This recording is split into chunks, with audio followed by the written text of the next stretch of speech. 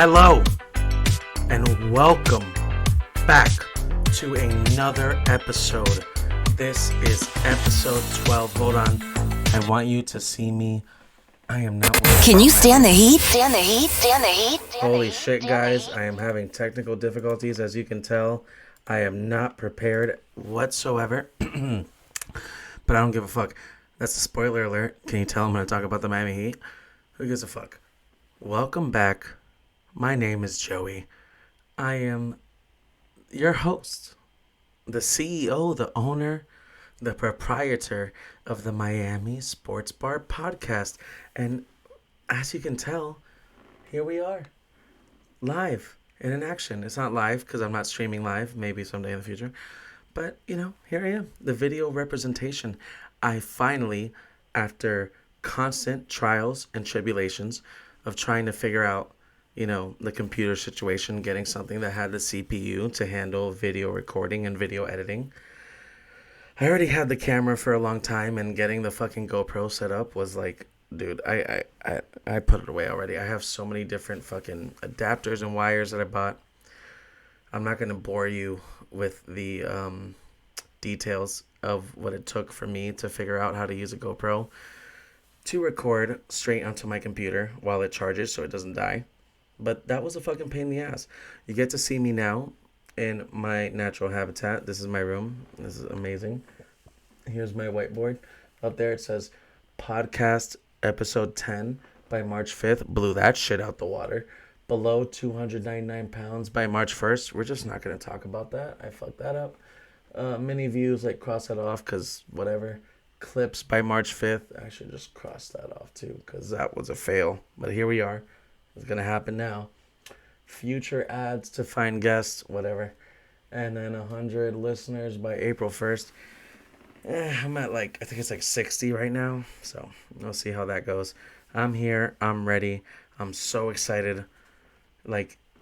It's crazy. I was nervous right now. I just sat here and, the one thing that I will miss about recording while just doing audio and being able to pause is just going on my phone and just watching TikToks as I listen to what I just spoke about. And now it's going to be more of just me recording a whole fucking podcast and hoping for the fucking best. But whatever. I got my Twisted Tea. Hey, yo. I got my little mini bottle of water. Hey, yo. And I got a little bit of Shaquila. You know what I'm saying? Because I got them nerves and I don't want to be shaking all up on y'all while I'm talking. And yeah. Thank you guys so much for your patience. Anybody who's listened up to this point, you guys are a fucking blessing. I doubt many people are going to be watching the whole entirety of the podcast on YouTube, which I will be uploading. I'm going to be chopping it up into clips. Holy fuck, that was a tongue twister. And posting on TikTok, Facebook, Instagram, yada yada, blah blah. The whole podcast will be up there, and then I'm going to import this video into my podcast software bullshit that will extract the audio so that it will always still be available in audio only. What could be better, baby? We're here. Look at me. Look at how happy I am. I got the Dolphins there. I got Jalen Waddle on right now. Got my Miami Heat little fucking snapback on right now. And I'm just ready to fucking shoot the shit. And, there's no time to waste. I'm not, going to make this a super long episode. I'm glad in a way that I couldn't figure this out last week because doing the whole interview process with Samantha and Tiana might have been a shit show since I definitely didn't know what I was doing and I'm still figuring it out. The one issue that I do have right now is that I don't know how to play my sound effects. My soundboard is not getting picked up through the OBS fucking software. I'm sure I'll figure it out, whatever. I really don't care. I don't want to insert things afterwards. I kind of like the whole idea of playing a sound effect in the heat of the moment, where it actually captures what's going on when I say it. But whatever. We'll live and we'll learn. Let's get right into it. This is the first thing I have written down. Oh, look, here, guys. Here's my little... This is a page of little bullet points that I put together. Don't read it all because you're going to spoil it for yourself. And it's kind of how I done my little process. That little piece of paper where I just write little bullet points turns into fucking 30, sometimes 40, sometimes 50 minutes of fucking audio. Let's see what happens on my video. Dab. Um, Something I've been wanting to talk about for a long time, and I had to skip it last week, right? Is don't forget, this is still the Miami Sports Bar podcast. We're still going to be talking about bullshit in the industry. One of the things that we deal with day in and day out, which always makes me laugh, and I feel like I deal with it a lot more because I'm more willing to call people out. Not that I'm more willing, because a lot of the bartenders I work with have no problem, making sure the managers are aware and other bartenders are aware, and that the customer themselves are aware when they walk out, when they fail to pay for their tab. Embarrassing, right? Imagine, put yourself in a scenario, in a world, right? Where, you guys like my new little arm stand so I can use my hands? Where you are a frequent customer of a bar and you walk out once, they let it go. It's all cool. Shit happens, once in a while you got so blackout, you got so drunk. You come in the next day as a respectable person would, and you pay your tab. Cool. But then you walk out again and give it to you again. Now you walk out a third time. But you come back in and you act like you're entitled. You act like you deserve something.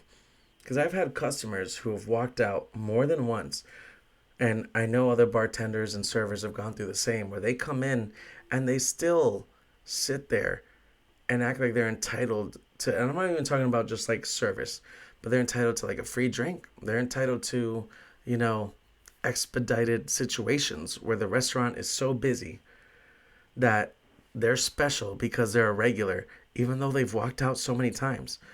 You don't feel any shame. You don't feel any, I'm talking to you. You don't feel any fucking shame from walking out. You don't feel any fucking shame from putting the people who take care of you on a regular basis through a situation that can get them in trouble. Because we're blessed at Duffy's, where our managers are cool enough with us, where they know y'all enough, where if we drop your name, whether we're protecting you or not, whether we're having your back or not, and we say, hey, he's going to come back tomorrow, just they'll comp it and then we'll charge you tomorrow. Not a lot of places do that. A lot of the places, you'll come back tomorrow and they'll charge you and never let you back in again. But you think you're deserving. Please excuse the Comedy Central running in the background. But it's just so crazy to me. Disrespectful. I mean, can you imagine? Could you imagine? Could you be friends with someone like that? I couldn't. Where you just go and you frequent a bar regularly and you walk out once, twice a month, and then whenever you walk back in there, you think that you fucking own the place? You're talking about, I pay the light bills in here. You're a fucking bum. Nobody respects you. Nobody likes you. The only reason that you get any kindness is because it's a corporate bar and a corporate restaurant, and we have to do our job. It's ridiculous. It's ridiculous. Let me look back down at my paper. Ooh. All right. I've been meaning to talk about this for a while, too. So this guy, right? His name is Jeff. He's been coming there probably the last few months. I mean, I haven't seen him in like 2 weeks. He was going in there, and he's this guy. Like, he would get shirtless every time for no reason. He was coming in on Tuesday, Wednesday, Thursdays, and afternoons, getting blackout by 4 p.m. There's a couple bartenders that never had issues with him and only seen him being nice, which I get because he is a nice guy in general, like, I suppose. Definitely a piece of shit, but nice guy in general. And with me, he's walked out a couple times. He's walked out on other bartenders. We've had problems with him touching other guests, making suggestive comments to employees, things that have all come and gone and been, forgotten about. And there was a day that Tara was serving him, and I'm paraphrasing because I'm not Tara and I wasn't there. But long story short, he was intoxicated, very intoxicated. And Tara only works Monday through Friday. This was a Thursday. By 3 in the afternoon, maybe 4, whatever. He was so fucked up. And he started, harassing these chicks. And by harassing, I mean, like, at the beginning, because you'll come up polite, and like obviously they're not interested. He's not taking the hint, and he keeps talking to them, takes his shirt off, keeps talking to them, talking to them. And then he comes up to the bar, and Tara's like, and he asked for another drink. And Tara said, "Hey, listen," because she's peeping the situation and understanding what's going on, trying to do him a favor since he is a regular, saying, "Hey, man, how about you just take a break, go inside, hang out for a little bit. Once these girls are gone, come back out. I got you with another drink." What does he do? As a piece of shit that he is, says, "Yo, you're a fucking bitch. Fuck you. This is bullshit, blah, blah, blah." She tells him to leave. He's being disrespectful, whatever. We hear about it. I heard from other bartenders that when they asked him about it, at first he said, "Oh, I don't know what you're talking about. No, it wasn't me." And it's like, "Oh, okay." And then he got a little drunk and he looks at the same bartender and says, "Yeah, that fucking Tara's a fucking bitch," whatever. I worked that Sunday after a very long Saturday night before. And he's there at noon. He is still in the same clothes from the night before, clearly on a binge from coke and drinking. Don't care. No sympathy. Oh, he's going through something. I don't give a fuck. Everybody's going through something. Everybody's gone through something. It does not give you the right to be a piece of shit. Right? And I really, really hope that you would all agree. But whatever, he's there. He's obviously obliterated. I'm just kind of putting up with him. Mike is working with me, putting up with him. Mike's a little hungover, so Mike didn't really give a fuck. And at some point, this elderly, not elderly, but like an older black couple sits down next to him. And I see them walking up, and I was like, "Ooh, here we go," because me and Kyle, Natty, or the GM, we've already been talking about all right, how are we gonna get rid of this guy? What are we gonna do?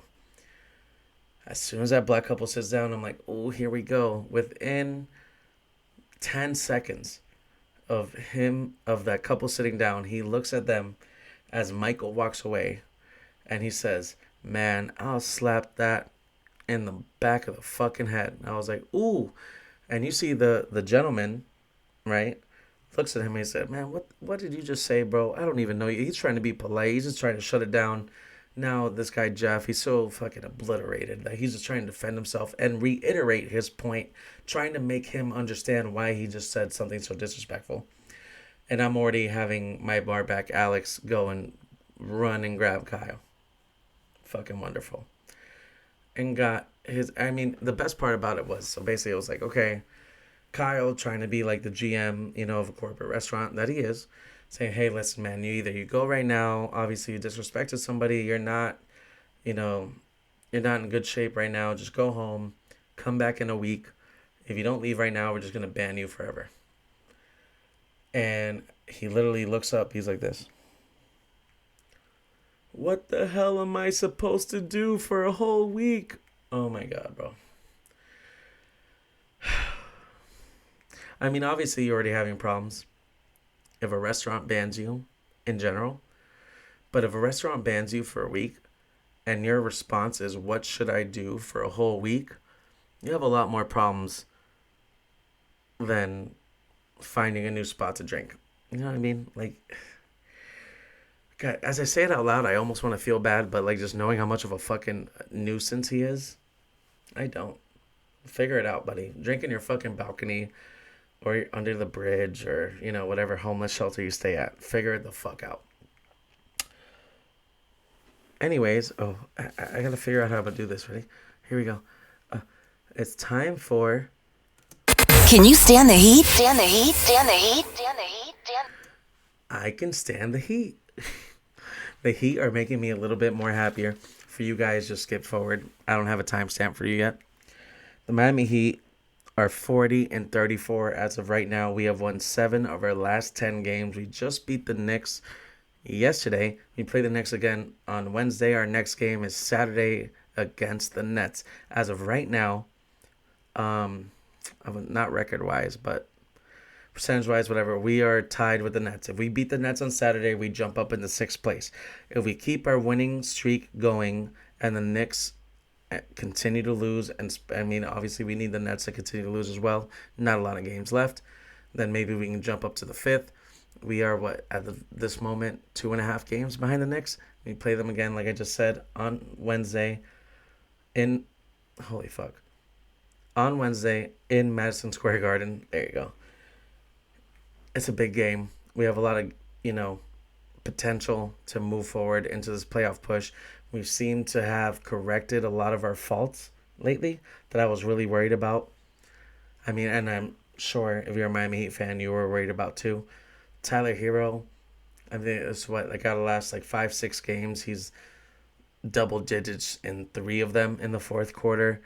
He's hit at least 1 3 in the fourth quarter in his last 10 games or something like that. He hit 3 threes in the fourth quarter against the Knicks last night, right? We're really killing it. We're still at 7 guys at double digits or more. As of right now, our points per game leaders are Jimmy Butler at 23, Bam Adebayo at 21, and Tyler Hero at 20.2. I had to throw that 0.2 in there to make it sound a little bit better. You know what I'm saying? But everything's fine and fucking dandy. Unlike Kyrie Irving and the Dallas Mavericks, who are fighting for a playoff spot.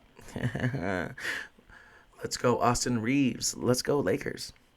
But anyways, I'm all done with that. Ooh, I'm so happy I got to do this live. It's time for my motivation post. If